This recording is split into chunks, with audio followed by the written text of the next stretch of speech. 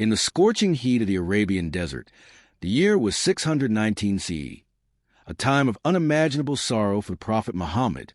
The man who had been chosen by Allah as his final messenger had just endured the darkest period of his life, known forever as a year of sorrow. His beloved wife, Khadija R.A., the first to believe in him, the one who comforted him through every storm, had passed away. She was his rock, his confidant, the mother of his children. Her death left a void that no words could fill. Then came the crushing blow. His uncle Abu Talib, the chief of the Banu Hashim, who protected him like a father for decades, also left this world. Without Abu Talib's shield, the Quraysh, the powerful tribe of Mecca, unleashed their full fury. The persecution that was once hidden now became open and brutal. Boycotts, insults, physical attacks, nothing was spared. The Prophet, a man of mercy and truth, found himself isolated, with his message of one God rejected by those closest to him. Yet, even in this darkness, hope flickered.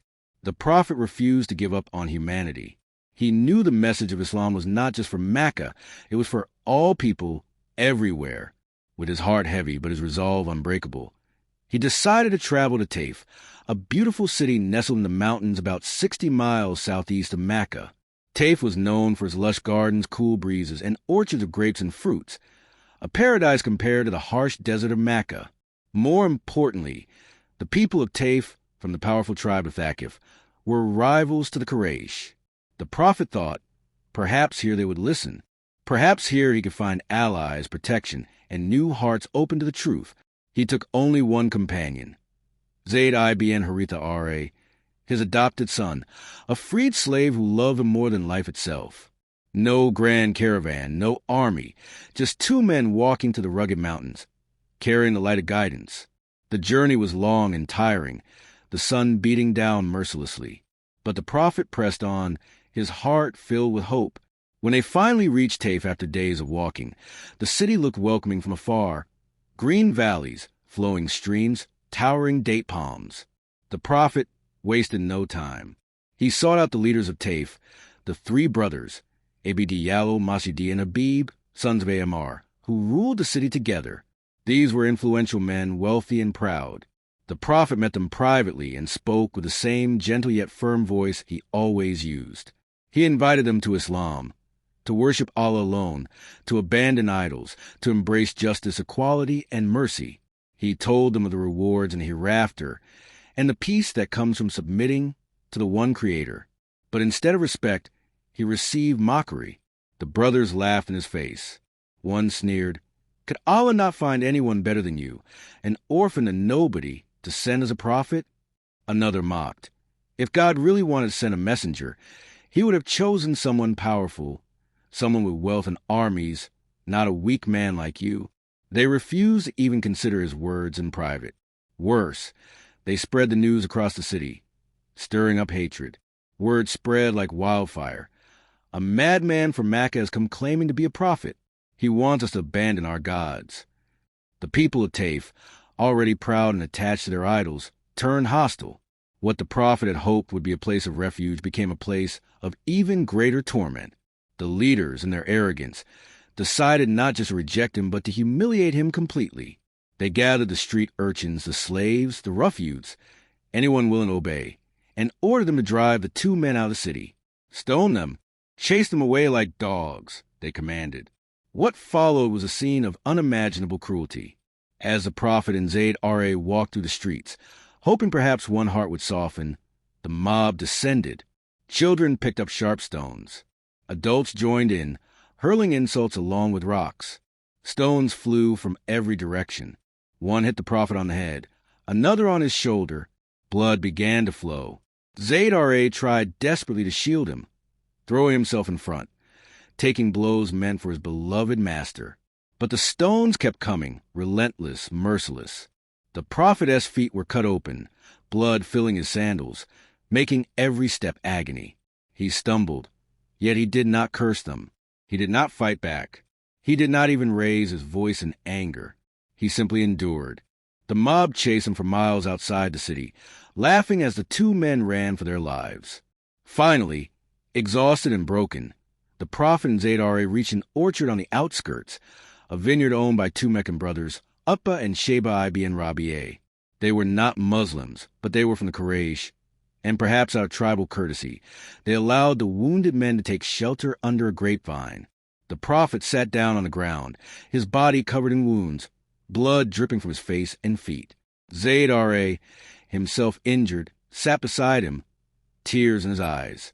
The air was quiet now, only the rustle of leaves and the distant sounds of the city mocking them. In that moment of deepest pain, the Prophet did something extraordinary. He did not complain to the people. He turned to Allah, the one who never abandons his servants. Raising his hands, with blood still flowing, he made one of the most beautiful and heart-touching du'as ever recorded. O Allah, to you I complain of my weakness, my lack of resources, and my humiliation before the people. O most merciful of those who show mercy, you are the Lord of the weak and oppressed, and you are my Lord. To whom would you leave me? To a distant person who would be harsh to me? Or to an enemy whom you have given power over me? If you are not angry with me, I do not care, but your protection is greater for me. I seek refuge in the light of your face, by which the darkness is illuminated and the affairs of this world and the hereafter are set right, lest your wrath descend upon me or your displeasure befall me. I desire your pleasure until you are pleased. There is no power and no strength except with you. As he prayed, something miraculous happened. A Christian slave named Adas, from Nineveh, the land of Prophet Yunus A.S., was working in the orchard. He saw the two wounded men and, moved by compassion, brought a bunch of grapes. The Prophet accepted them and, before eating, said Bismillah, in the name of Allah. Adas was stunned. This phrase was not common in Arabia. He asked who this man was. The Prophet replied gently, telling him about himself and mentioning Prophet Yunus A.S., the Prophet from Nineveh. Adas's eyes filled with tears. He recognized the truth. Falling at the Prophet's feet, he kissed his hands and head, declaring his belief. In that orchard, amid pain and rejection, one heart accepted Islam, a small but beautiful twist of divine mercy. But the story's drama was not over. As the Prophet prepared to return to Mecca, the very city that had persecuted him, he faced another challenge. The Quraysh had heard of his humiliation in Taif and planned to block his entry, perhaps to kill him.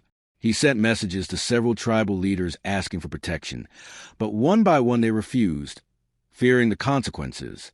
Finally, Muqam ibn Adi, a respected man whose sons had been killed earlier by Muslims, though he was not hostile, agreed to protect him. Muqam walked ahead into Mecca, announcing loudly that Muhammad was under his protection. Only then could the Prophet return home, wounded in body but victorious in spirit. Later, when asked which day was the hardest in his life, the Prophet replied 3 times, "The day of Taif, the day of Taif, the day of Taif." Yet, in that pain, he never lost hope. Years later, when Islam spread and Taif's people eventually embraced the faith, many of those same children who threw stones grew up to become devoted Muslims, some even scholars and heroes of Islam. The Prophet had seen potential in them even as stones rained down. This is the story of Zulm, oppression, and Sabr, patience. A painful incident that revealed the true character of our beloved Prophet Muhammad. He taught us that true strength lies not in revenge, but in forgiveness, not in anger, but in turning to Allah. Even when the world rejects you, Allah never does. If this story touched your heart, please subscribe to the channel right now for more inspiring stories of our pyare Nabi. Turn on notifications so you never miss an update. Hit that subscribe button, like this video, and share it with your loved ones. May Allah grant us all a fraction of the patience of Rasoolullah. Ameen. Jazakallah khair for watching.